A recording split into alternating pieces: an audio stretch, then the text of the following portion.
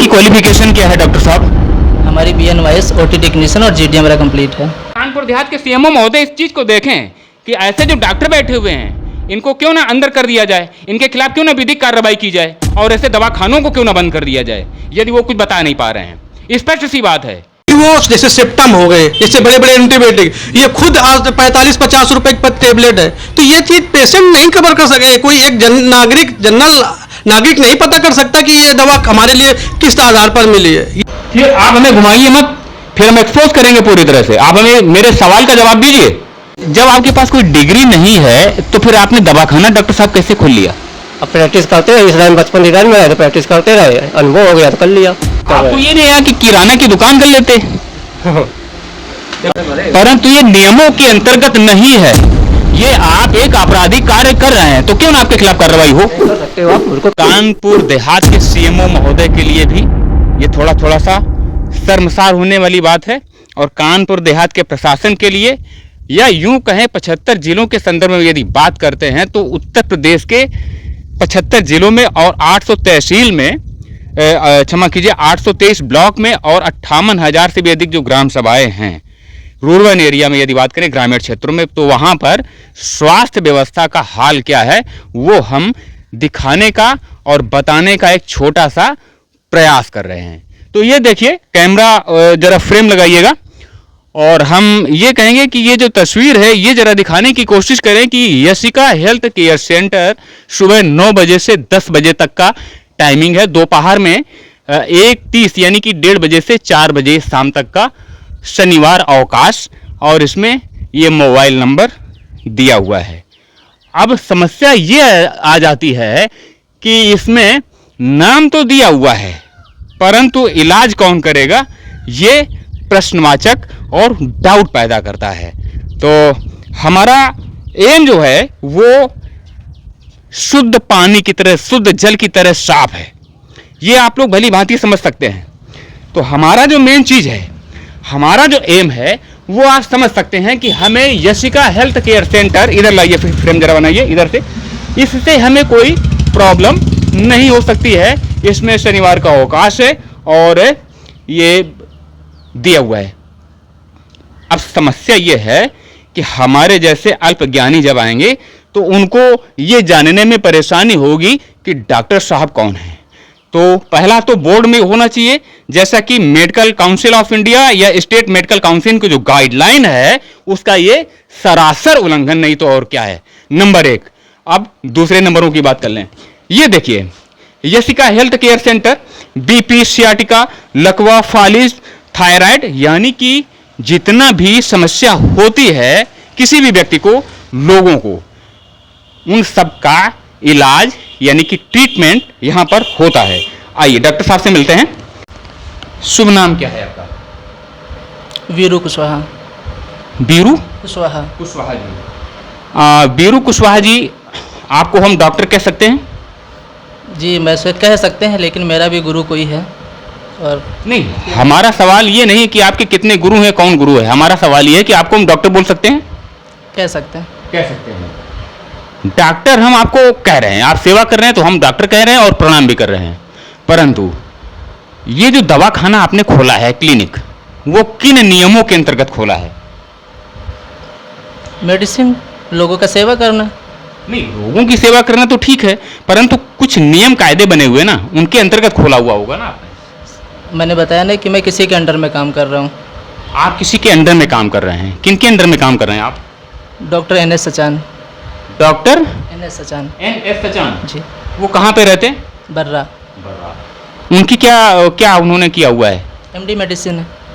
MD medicine. MD क्या होता है? अब ये चीज़ तो वही है, ज़्यादा मैं जानकारी नहीं रखता। ज़्यादा मैं जानकारी नहीं रखता इस चीज़ की, मैंने बोला ना, मैं ये कह रहा हूँ कि मेरी इसकी जानकारी मैं नहीं रखता ज़्यादा।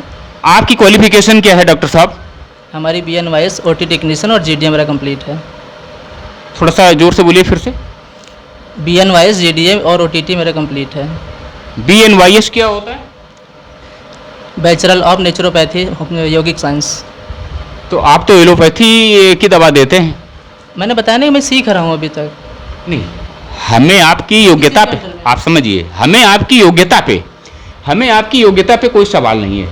आप जो सीख रहे हैं हमें कोई इतराज नहीं हो सकता, हमें खुशी है आप गांव की सेवा कर रहे हैं। परंतु जब क्लिनिक में आप बैठे हुए हैं, मेन सीट पर आप बैठे हुए हैं, चिकित्सक की सीट पर आप बैठे हुए हैं, आप कह रहे हैं मेरे गुरु कोई दूसरे हैं, तो आप हमें पढ़ाइए मत। एक बात, आप चिकित्सक की चेयर पे बैठे हुए, कोई रोगी आ जाएगा, हम पेशेंट बन के आते हैं। अभी मेरे गले में पट्टा पड़ा हुआ है और हम इस तरह से आए हैं, माइक है मेरे हाथ में, तो आप उस तरह से बात कर रहे हैं। मैं अगर रोगी आता तो आप क्या कहते हैं कि मेरा गुरु कोई दूसरा है? ईमानदारी से बताइए। नहीं वो तो ठीक है, लेकिन कोई पेशेंट आता तो उससे क्या कहते हैं, मेरा गुरु कोई दूसरा है? टिपिकल कोई होता तो मैं गुरु से सलाह लेता हूँ, अच्छा। या बता दे कि आप 3 बजे से आइए। तो आपके पास BNYS है, आप एलोपैथी दवा किस तरह से दे रहे हैं फिर? मैंने बताया ना कि किसी के ऑर्डर पर हम कर रहे हैं। OTT में मेरा आपको एलोपैथी देने का कोई अधिकार नहीं है ना। वो तो अपनी MD मेडिसिन है भाई, हम OTT कर चुके, कुछ तो एलोपैथी MD का फुल फॉर्म क्या होता है? अरे वो तो वही बताएंगे भाई, वही बताएंगे। MD medicine. हम आपसे पूछ रहे हैं, एलोपैथी जो आप अंग्रेजी दवा का वितरण कर रहे हैं, आप मेरे सीधे सीधे प्रश्न का सीधे से उत्तर दीजिए। आप जो अंग्रेजी दवा का वितरण कर रहे हैं, चिकित्सा कर रहे हैं, हमें कोई प्रॉब्लम नहीं है, परंतु किस आधार पर कर रहे हैं? आपको नियम मालूम है कि नहीं मालूम है? और तो सर से बात करना पड़ेगा। नियमों का उल्लंघन है कि नहीं ये बताइए आप। अब जो भी हो फिर आप हमें घुमाइए मत, फिर हम एक्सपोज करेंगे पूरी तरह से। आप हमें मेरे सवाल का जवाब दीजिए कि आप चिकित्सक हैं, आपका सम्मान करते हैं, हम कैमरे में आपको पैर छुएंगे, हम माथा रखेंगे, परंतु आप हमें एक चीज बताइए, आप नियमों का उल्लंघन कर रहे हैं कि नहीं, आप ये बताइए। अरे सर वो तो है, अंग्रेजी दवा का वितरण कर रहे हैं ना। कानपुर देहात के CMO महोदय के लिए देखें, और निरंतर इस तरह के कंटिन्यू जो कंटेंट है वो आते रहेंगे कि कानपुर देहात की जो स्वास्थ्य व्यवस्था है, तो इंटीरियर में व्यवस्था किस तरह से हो गई, ये सारे के सारे अधिकारी जो सेक्रेटरिएट से लेकर के जिला मुख्यालयों तक बैठे हुए हैं, सारे के सारे लगभग सारे हिपोक्रेट्स हैं। तो आप ये बताइए कि जो अंग्रेजी दवा का वितरण आप कर रहे हैं तो किस आधार पर कर रहे हैं? अरे मैंने बताया ना कि मैं बस उन्हीं के अंडर में हम काम करें, ये सब जानकारी 3 बजे से। हम आपकी बात समझ रहे हैं, लेकिन हम इतना ही कहना चाहते हैं कि नियमों के अंतर्गत, नियमों से इतर आप काम कर रहे हैं ना, वही हम कह रहे हैं कि हम गलत हैं। आप हम गलत हो, आप बताइए इस पर कि हम गलत हैं। अरे सर अगर हम एक चीज़ जानना चाहते हो, अगर मान लिया अगर अभी तो कोई तो काफ़ी तो झोला छाप लोग होंगे। मेरे भैया डॉक्टर साहब, आप हमारे बिल्कुल भाई हैं, आप लोगों की सेवा कर रहे हैं, तो ये हम जानते हैं, परंतु हम ये कह रहे हैं कि अंग्रेजी दवा का वितरण यदि आप कर रहे हैं तो गलत है कि नहीं है? मैं नहीं कर रहा हूँ, बता ना कि हम किसी के अंडर में मैं काम कर रहा हूँ। तो दवा तो आप ही दे रहे हैं ना अपने हाथ से। ऑर्डर देते हैं, मैं पर्चा बनाते हैं, मैं देता हूँ। तो ऑर्डर फोन पे देते हैं 3 बजे के बाद। अब भाई कुछ तो 3 बजे के बाद ही खोलना चाहिए ना फिर आपको दवाखाना। अब तो पहले साफ सफाई करना जो भी है। 3 बजे आप सुबह से खोल के दवाखाना खोलेंगे, फिर साफ सफाई 3 बजे तक करते रहेंगे? क्या आप पढ़ा रहे हैं हमको? आप हमें पढ़ाने की कोशिश कर रहे हैं? अरे आप चिकित्सक की मेन कुर्सी पर हैं, आप सफाई कर्मी तो हैं नहीं, आप चिकित्सक की मेन कुर्सी पर हैं, डॉक्टर हैं आप। अभी आपने हमसे क्या कहा, आप डॉक्टर कह लीजिए, कुछ भी कह लीजिए, तो हम आपको डॉक्टर मान के चलते हैं, सारे लोग मानते हैं डॉक्टर आपको। तो हम वही प्रश्न कर रहे हैं कि एज ए डॉक्टर आप अंग्रेजी दवा का वितरण कर रहे हैं तो वो नियम के विपरीत है या नहीं? बस इतना जवाब दे दीजिए आप। चलिए आप पढ़े लिखे हैं, आप जानबूझ के जवाब नहीं देना चाहते हैं, तो सारे लोग समझ रहे हैं, आपको सारे लोग समझ रहे हैं, क्षेत्र से लेकर के बहुत दूर दूर तक के लोग समझेंगे। आप स्पष्ट तो बोलिए, कम से कम एक सामान्य नागरिक की तरह बहादुरी के साथ में बोलिए कि नियमों का आप उल्लंघन कर रहे हैं। अब जो भी समझ लीजिए। अरे ठीक, हमारे समझने की बात नहीं है। तो आप बिना अथॉरिटी के दवाखाना आपने खोला हुआ है, कह सकते हैं ना। आप बात कराइए, मेरी डॉक्टर साहब से बात कराइए, स्पीकर ऑन करके मेरी बात कराइए, और उनको ये मत बताइए प्रेस वगैरह का कुछ न बताइए, बोल दीजिए भैया ये कहाँ है, बात करेंगे, स्पीकर ऑन कीजिए आप। तो ये दोस्तों आलम क्या है ये आप देख सकते हैं कि भैया ने, डॉक्टर साहब ने BNYS किया हुआ है, नेचुरोपैथी से उन्होंने जो भी काम किया हुआ है, डिप्लोमा लिया हुआ है, परंतु अंग्रेजी दवा का यदि वितरण हो रहा है तो वो गलत है, सर्वथा गलत है। तो दोस्तों ये हम पुनः बताना चाहते हैं कि यशिका हेल्थ केयर सेंटर, और ये खुलने का समय है, ये दोपहर का समय है, ये मोबाइल नंबर दिया हुआ है, ये सब तो दिया हुआ है, परंतु यहाँ कौन से डॉक्टर बैठेंगे इसकी कोई जानकारी नहीं है। और यदि डॉक्टर बैठे भी हैं तो आप ये देखिए, डॉक्टर की जानकारी नहीं है, परंतु कौन कौन से रोग यहाँ पर सही होते हैं। Yashika health centre, BP, sciatica, लकवा और जितना भी रोग दिया हुआ है, जितना भी पेशेंट इस तरह से आएंगे सबका इलाज हो जाएगा, कोई छूटेगा नहीं। और ये देख लेते हैं डॉक्टर साहब बैठे हुए हैं, तो फोन लग नहीं रहा है, नहीं लग रहा है। और आप एक बेहतरीन तरीके से ये बताइए कि आपके एक्चुअल में क्वालिफिकेशन क्या है? मैं बताया तो BNYS। वैसे आपने कहाँ तक हाई स्कूल किया हुआ है? नहीं, मेरा इंटर किया हुआ है? नहीं, मेरे वो BSc कंप्लीट है। BSc कंप्लीट है। अच्छा, आपने बीएससी किया हुआ है, तो बीएससी के बाद आपने जो सीएमएस वगैरह क्यों नहीं किया? अरे जो हो गया सलाह किसी ने दिया ये कर लो तो हो गया। सलाह दिया तो आपने प्राकृतिक यौगिक से कर लिया, प्राकृतिक चिकित्सा से आपने डिप्लोमा ले लिया। बाकी पढ़ाई करने की 5 उम्र हुई, बात पढ़ाई तो हो सकती है ना। ठीक है, आप लॉजिक अच्छा दे रहे हैं, परंतु प्राकृतिक चिकित्सा से डिप्लोमा लिया ना आपने? जी। प्राकृतिक चिकित्सा से डिप्लोमा लेने के बाद अंग्रेजी दवा का वितरण किस तरह से कर सकते हैं, ये किसने बता दिया आपको? अरे मैं किसी को बताया ना कि किसी के अंदर में काम कर रहा हूँ। कानपुर देहात के सीएमओ महोदय इस चीज को देखें कि ऐसे जो डॉक्टर बैठे हुए हैं इनको क्यों ना अंदर कर दिया जाए, इनके खिलाफ क्यों ना विधिक कार्रवाई की जाए और ऐसे दवाखानों को क्यों ना बंद कर दिया जाए, यदि वो कुछ बता नहीं पा रहे हैं। स्पष्ट सी बात है कि ऐसे ऐसे दवाखाने जो खुले हुए हैं इनके खिलाफ सीएमओ महोदय क्यों नहीं कार्रवाई कर पा रहे हैं? या तो पूरा का पूरा पैसा मंथली में जाता होगा स्वास्थ्य विभाग में, और आपके सीएससी पीएससी में क्या हो रहा है? और माननीय उप मुख्यमंत्री जी ब्रजेश पाठक जी देखें कि उत्तर प्रदेश की स्वास्थ्य व्यवस्था को क्या हो गया है। बीएससी किया हुआ है और कोई डिग्री इनके पास नहीं है और लोगों को इलाज कर रहे हैं। लकवा भी आ जाइए, लकवा का इलाज हो जाएगा, फालिस का इलाज, कोई रोग जो है वो बाकी नहीं है, शुगर का भी इलाज कर देंगे वो, और रेफरल इकाई के रेफरल यूनिट की तरह से यहां पर बैठ करके इलाज होता है। और अभी कानपुर देहात में बहुत सारे दवाखाने इस तरह से बचे हुए हैं। तो चलते हैं, देखते हैं और भी कहां कहां डॉक्टर साहब बैठे हुए हैं। आइए, रनिया क्षेत्र है, जनपद ये कानपुर देहात है और डॉक्टर साहब बैठे हुए हैं। चर्चा करते हैं कि किस तरह से सेवा कर रहे हैं और क्या चल रहा है, ये डॉक्टर साहब से जानकारी करते हैं। फ्रेम क्लियर आ रहा है ना? डॉक्टर साहब, मनोज कुमार जी नाम बताया आपने, है ना? हाँ, मनोज कुमार। ये कौन सा एरिया है? ये है हल्दीपुर पामा। थोड़ा सा लाउडली बोलिएगा। पावा क्षेत्र है ये। हाँ, ये पामा क्षेत्र है। आप कितने वर्ष से प्रैक्टिस कर रहे हैं? यहाँ पे 5-6 साल हो गए। थोड़ा सा जोर से बोलिए। हाँ, 5-6 साल हो गए यहाँ पे। 5-6 वर्ष से आप प्रैक्टिस कर रहे हैं। सरकार से क्या अपेक्षा रखते हैं? सरकार क्या, उससे हमको क्या, अपना प्रैक्टिस कर रहे हैं हम। नहीं, सरकार से क्या अपेक्षा रखते हैं? और ऐसा हम क्या बताएं? कुछ तो बताएंगे ना। ऐसा हम क्या बताएं? सरकार को सोचना चाहिए जो कुछ भाई हम लोग ने गाँव घर में समाज सेवा कर ही रहे हैं। तो मनोज कुमार जी, आपकी क्वालिफिकेशन क्या है? हम एमए करें। एमए कौन से सब्जेक्ट से किया है? एमए इंग्लिश से। इंग्लिश से एमए जी। किया। तो आपने एमए किया इंग्लिश से, लिटरेटिव लैंग्वेज लिया, एक तरह से लिटरेटिव सब्जेक्ट है आपका। तो लिटरेटिव सब्जेक्ट लेने के बाद मेडिकल में कैसे आ गए? हम इंटर तक हमने बायोस किया था, इंटर। इसके हमने बी फार्मा करने की कोशिश की, वो हमारा हो नहीं पाया। तीसरे पे हमने बी आगे बी फॉर्म डाल दिया, बी ए करने लगे हम। तो इंटर तक आपने बायो से यानी कि साइंस से पढ़ाई की, उसके बाद एमए में आ गए, आर्ट ले लिया। आर्ट ले लिया। उसका क्या रीज़न था? उसका रीजन था कि हम फार्मेसी करना चाहते थे, तो उसके उसमें लगे रहे। तो ऐसे हम आगे बीएससी कर नहीं पाए, तो फिर हमने कहा बीए कर लो। तो फार्मेसी किया आपने? नहीं, फार्मेसी हो नहीं पाया हमारा। क्यों नहीं हो पाया? कोशिश हमने बहुत की, क्या कोशिश की आपने? टेस्ट दिया, सबको दिया, नहीं समझ में आ रहा था, नहीं कर पाया। फार्मेसी कंप्लीट नहीं हुआ, फेलियर हो गए? ये नहीं हुआ, हमने टेस्ट दिया, नहीं निकल पाया था हमारा। क्यों टेस्ट नहीं दिया आपने? टेस्ट दिया था, नहीं निकल पाया था। तो फेलियर ही तो हुए ना। हाँ, फिर ये हुए। आप क्यों अभी तक रहे? नहीं, दोबारा लेंगे नहीं, दोबारा मैं ट्राई नहीं किया। नहीं, हम देखो आपका रिस्पेक्ट है, हम बस यही कह रहे हैं कि फेलियर हो गया ना आपका। फेलियर सबका होता है, फेलियर ही तो पास होते हैं ना। तो आपको ये कहने में संकोच क्यों हो रहा है? संकोच नहीं है, हमने हाँ फेलियर समझो, नहीं कर पाए तो फेलियर हो गए। तो फार्मेसी संदर्भ जो है वो गौर करें। मनोज कुमार जी हैं, पामा क्षेत्र है, कानपुर देहात के सीएमओ महोदय के लिए बात आ जाती है कि अभी अगले कंटेंट से सीधे संपर्क करेंगे और लाइव आप लोगों से पूछेंगे कि क्यों ना ऐसे दवाखाने और ऐसे डॉक्टरों पर कार्रवाई की जाए, क्यों ना कार्रवाई की जाए। हम आपके लिए व्यक्तिगत नहीं बोल रहे हैं। तो जब आपके पास कोई डिग्री नहीं है तो फिर आपने दवाखाना डॉक्टर साहब कैसे खोल लिया? अब प्रैक्टिस करते रहे, इस लाइन बचपन लाइन में रहे तो प्रैक्टिस करते रहे, अनुभव हो गया तो कर लिया। आपके पास कोई डिग्री नहीं है? नहीं है। तो कानूनी रूप से आप जायज काम कर रहे हैं? कार्रवाई हो सकती है, कानून से कार्रवाई हो सकती है, बिल्कुल। हम आपसे कह रहे हैं, आप मेरा प्रश्न तो सुने, रूल के अंतर्गत, नियमों के अंतर्गत आप सही कार्य कर रहे हैं? सही कार्य नहीं है रूल के अंतर्गत, नहीं। ना कोई तो क्या कार्रवाई हो आपके खिलाफ? सरकार चाहे कर सकती है, उसमें क्या है। सीएमओ महोदय के लिए क्या कहेंगे जो कानपुर देहात के हैं? सीएमओ महोदय बिल्कुल कार्रवाई कर सकते हैं, बिल्कुल कार्रवाई कर सकते हैं।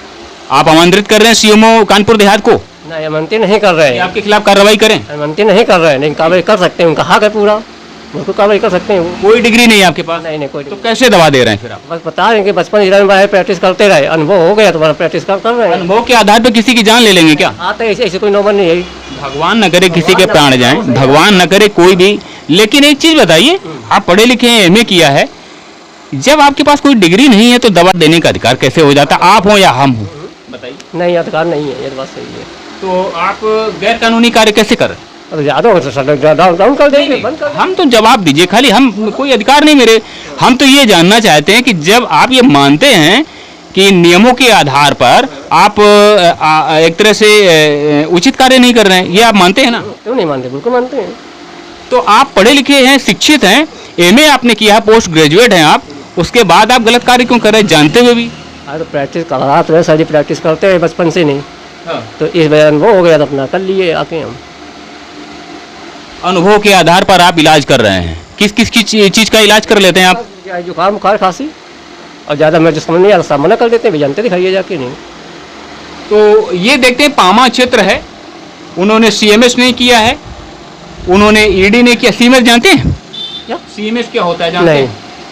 आपने इंटर तो किया है ना बायो से, सीएमएस क्या होता है जानते हैं ना? बीएमएस सीएमएस हाँ। बीएमएस, हाँ।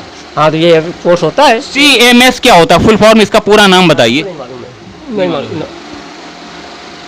आप समझ रहे हाँ, हैं? समझ रहे हैं। समझना चाहते हैं। हाँ। आपको बहुत खराब लग रहा होगा, नहीं, तो नहीं। परंतु हम जो कहना चाहते हैं बस वही चीजें है ना। हम आपको कोई ऐसी चीज तो कह नहीं रहे हैं, हम आपका सम्मान कर रहे हैं, कहें तो पैर छू लें आपके। या बड़े हमसे, आप समाज सेवा करते हैं तो इसलिए पैर छू सकते हैं, या हमसे बड़े। परंतु ये नियमों के अंतर्गत नहीं है। ये आप एक आपराधिक कार्य कर रहे हैं, तो क्यों ना आपके खिलाफ कार्रवाई हो? कर सकते हो आप, बिल्कुल कर सकते हो। हम क्या कर सकते हैं? हम तो हाँ भाई, अब आप इंटरव्यू ले रहे हो, आप कर सकते हो, क्यों नहीं कर सकते हो? हमारा तो यही फर्ज है जो आप अपना ये कार्य कर रहे हैं। हम तो नियमों के अंतर्गत हैं।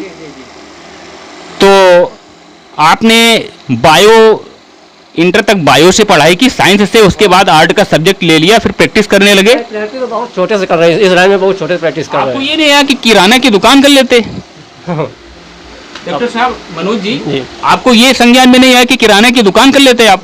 नहीं आया, नहीं नहीं, इसलिए कि उसमें फायदा कम है। फायदा की बात नहीं है। मोनोपोली दवा क्या होती है? मोनोपोली और जेनरिक दवा में बिटवीन फर्क क्या होता है, डिफरेंट? पेटेंट में है, पेटेंट नंबर की होती है, पेटेंट और जेनरिक में क्या अंतर है? जनरिक सस्ती होती है, उसमें जो पोटेंशियल आप कौन सी दवा देते हैं? मोनोपोली देते हैं ना? मोनो पेटेंट में चलाते हैं, बहुत पेटेंट चलाते मोनोपोली दवा देते हैं, फिर हम और पकड़ेंगे, हैं। मोनोपोली नहीं है, मोनोपोली बचेंगे और भी ज्यादा पकड़ेंगे। नहीं। मोनोपोली दवा देते हैं ना? ना मोनोपोली नहीं है, हमारे पास पेटेंट भी है। पेटेंट, हाँ, मोनोपोली भी है, सब रखते हैं, मोनोपोली भी ज्यादा रखते हैं ना?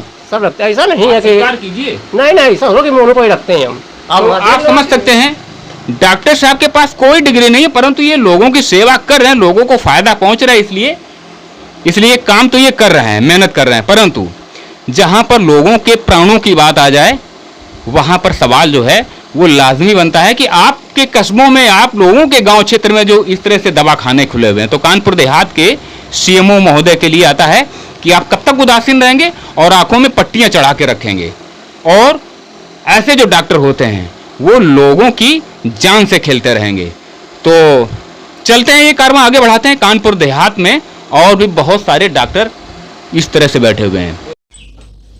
तो दोस्तों, आजकल आप देख रहे हैं कि जो कानपुर देहात की जो स्वास्थ्य व्यवस्था है उसमें कितने चार चांद लगे हुए हैं, और जो सीएमओ कार्यालय में जो सीएमओ साहब तो नहीं लगाएंगे, चीफ मेडिकल ऑफिसर से लेकर के नीचे तक के जितने भी हेल्थ डिपार्टमेंट के ऑफिसर बैठे हुए हैं, उनके क्रियाकलाप के कारण, और एनेक्सी से लेकर के पूरा का पूरा, एक तरह से कह सकते हैं कि पूरा का पूरा एक विभाग जो स्वास्थ्य का है, माननीय उप मुख्यमंत्री जी हैं, ब्रजेश पाठक जी हैं, बहुत मेहनत करते हैं।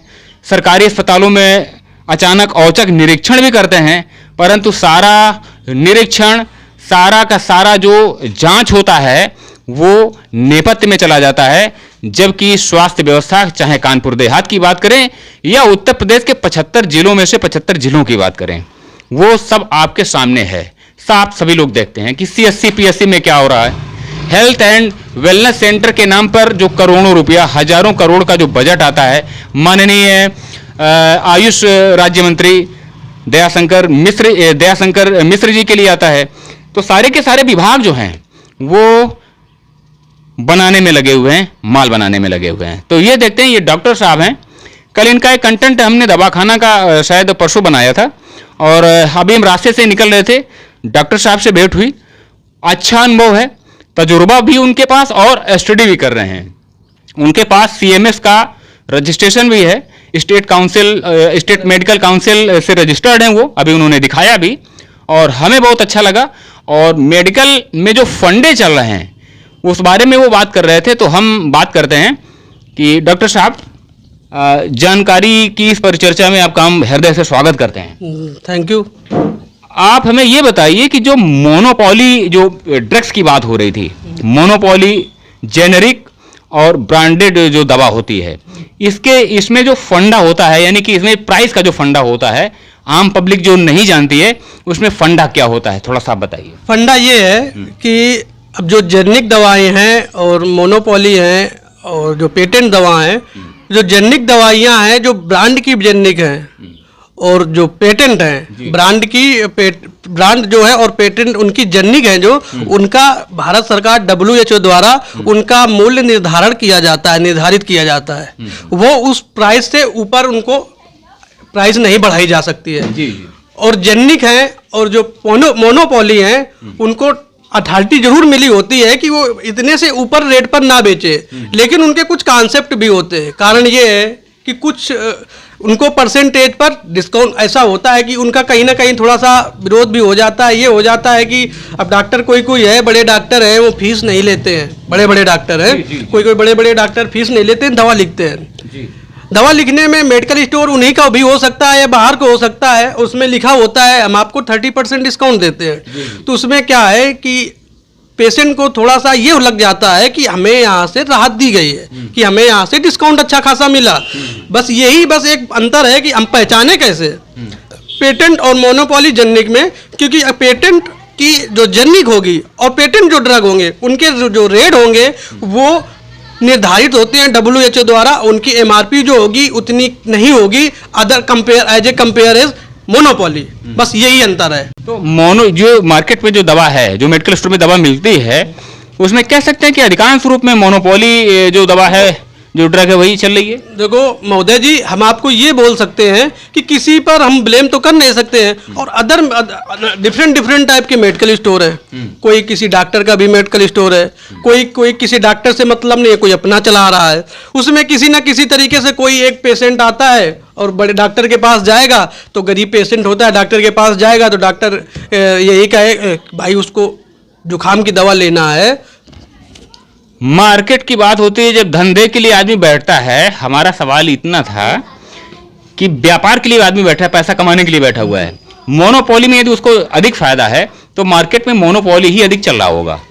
अब ये चीज देखो, हम ये कंफर्म नहीं बोल सकते। कोई चीज हमारे अंदर ये पूरा कानपुर देहात है, ठीक है, और सारी जगह आप जाते हैं, हम तो जाते नहीं है। अलग अलग मेडिकल स्टोर कहेंगे ऐसा होता है कि 10% आपको मोनोपोली मिले, 20% जेनेरिक मिले और 70% पेटेंट मिले, और कहीं कहीं ऐसा हो सकता है कि 70% मोनोपोली जेनेरिक हो। सबसे ज्यादा फायदा किसमें है, लाभ किसमें? लाभ ये है कि सबसे ज्यादा देखो, अगर पेशेंट के तौर पर देखा जाए, हम दोनों बात बोल रहे हैं, अगर पेशेंट के हेल्थ के बारे में देखा जाए तो चाहे जेनेरिक हो, चाहे मोनोपोली हो, चाहे पेटेंट हो, उनका कार्य उतना ही है। हम प्राइस के बारे में ही बात कर रहे हैं। प्राइस के बारे में बोला जाए तो उसमें क्या है कि अगर हम मान लो कि कोई पेटेंट दवा खरीदा तो उसमें उसको मेडिकल स्टोर वाले को बचत ना के बराबर होगी। 15% पर 10% पर दवाएं उपलब्ध है। मोनोपोली में ज्यादा बचत है, और मोनोपोली पर 20% 30% ये बचत है। मोनोपोली पे 30%। अब कोई अच्छी जगह पर बैठा हुआ है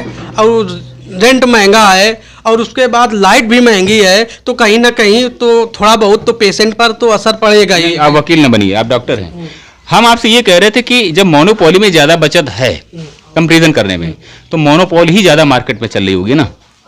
बोला ना, ये चीज हम कंफर्म नहीं बोल सकते। कहीं कहीं आप मुस्कुरा रहे हैं तो इसका अर्थ क्या समझे? इसका अर्थ ये बार बार मुस्कुरा रहे हैं। देखो, हमारे अंदर एक डॉक्टर है। आप एज ए पेशेवर आप बात न कीजिए, आप सामान्य नागरिक के तौर पे बताइए, दो पैसा किसको काटता है? मोनोपोली में यदि ज्यादा बचत है तो वही मार्केट में चल रही होगी, वही चल रही होगी। लेकिन कोई डॉक्टर है नहीं। अब आप वकील न बनिए, आपने स्वीकार कर लिया और चल भी रहा होगा, ठीक है। अब एक अगला प्रश्न है डॉक्टर साहब, इसकी आइडेंटिटी कैसे होगी कि मोनोपोली और ये ब्रांडेड है? देखो ये चीज कोई आम आदमी को पहचान करने का कोई तरीका तो आता नहीं ये है। चीज कोई दवा पर तो नहीं लिखी होती कि ये जेनिक है, जी जी जी, ठीक है, कि ये मोनोपोली है, कि ये पेटेंट है। ठीक है। ये आपको पढ़ना पड़ेगा, स्टडी होगी तभी पता चलेगा कि ये आपको पता चल पाएगा कि ये जेनिक है, मोनोपोली है कि पेटेंट है। तो प्रिंट उसमें जो प्रिंट होता है, जो रैपर होता है, उससे जानकारी मिल सकती है जो उसमें लिखा होता है? अब देखो कोई दवा है पेटेंट में, ठीक है, कोई पेटेंट में भी मोनोपोली है। नहीं, पेटेंट ऐसी है कि कोई दवा ऐसी है कि वो जैसे सेप्टम हो गए, जैसे बड़े बड़े एंटीबायोटिक, ये खुद आज 45-50 रुपए पर टेबलेट है। तो ये चीज पेशेंट नहीं कवर कर सके, कोई एक जनरल नागरिक नहीं पता कर सकता कि ये दवा हमारे लिए किस आधार पर मिली है, ये नहीं पता कर सकता, डिफाइन नहीं कर ये सकता। मेडिकल लाइन के जो लोग डॉक्टर और जो वही कर फार्मासिस्ट सकते होते हैं वही तय करेंगे। हाँ, यही पता चल सकता है। तो दोस्तों आप समझ रहे होंगे, यदि आपने बारीकी से ये वीडियो देखा है, अब आप समझ लीजिए कि मोनोपोली, ब्रांडेड और ये जो जेनरिक दवाइयां हैं, इनको क्लासीफाई करते हैं इनके असर के रूप में, यानी इनका क्या इफेक्ट होता है उसमें क्लासीफाई करते हैं। तो ये जो विशेषज्ञता है जानकारी की, ये जो विभाग के जो बैठे हुए डॉक्टर और फार्मासिस्ट होते हैं उनको ही जानकारी होगी। और एक बात है कि इन दवाइयों के जो प्राइसेस हैं, यानी कि इनके जो रेट हैं, वो जो फंडा होता है वो भी मेडिकल के लोग ही जान सकते हैं। तो सबसे बड़ा सवाल ये आता है स्वास्थ्य विभाग में बैठे हुए डॉक्टरों के लिए और पूरे के पूरे स्वास्थ्य अमले के लिए, वो चाहे दिल्ली की बात हो या लखनऊ की स्टेट लेवल पे, कि ये जो मेडिकल का जो फंडा है, यानी कि जो ड्रग का जो फंडा है, दवा का जो फंडा है, इसमें कहते हैं, आप लोगों ने सुना होगा कि इसमें कहते हैं कि पैसा ही पैसा है। और ये पैसा ही पैसा इसलिए है कि आम नागरिक को ये जानकारी ही नहीं हो सकती है उसी तरह से कि किस पार्टी को कितना चंदा दिया गया, ये जानकारी किसी को नहीं हो सकती थी। और आम आदमी का जो आधार है उस पर सरकार पूरी नज़र रखती है कि आम आदमी कितना कहाँ से कमाता है और कहाँ व्यय करता है। तो ये मेडिकल का भी फंडा है कि ब्रांडेड जो दवाइयाँ हैं और जो जेनरिक दवाइयाँ हैं, या यूँ कहें कि जो मोनोपोली जो दवाइयाँ हैं, इनमें आप अंतर को समझ नहीं सकते हैं और इनका जो रेट का फंडा है वो भी आप समझ नहीं सकते हैं। यानी आपसे, आपकी जेब से कितना पैसा लिया जा रहा है ये भी आप नहीं समझ सकते हैं। तो इस चीज़ को समझते चलिए और देखते चलिए कि कानपुर देहात में मेडिकल के क्षेत्र में बैठे हुए जो विशेषज्ञ हैं वो उनका फंडा क्या क्या है।